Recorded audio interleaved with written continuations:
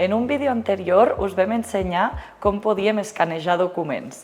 Avui us ensenyarem com podem afegir-li una firma en aquest document. Per exemple, per WhatsApp tenim aquí el document i ara el volem firmar.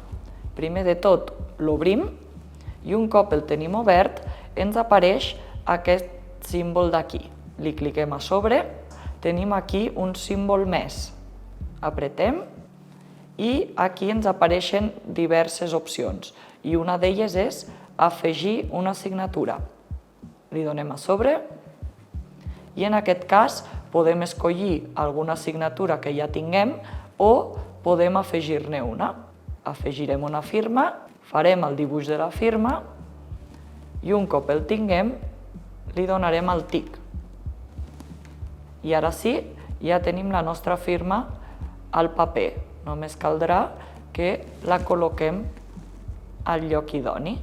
I un cop tenim la firma aquí, podem anar a la barra aquesta que tenim aquí, que sembla un llapis, l'apretem i aquí podem escollir si ho volem d'algun color o si volem que es ressalti més la nostra firma. Com podeu veure, ara es veu molt millor que abans. I un cop ho tenim firmat, ens n'anem a Fet i li donarem a desar a l'app Arxius.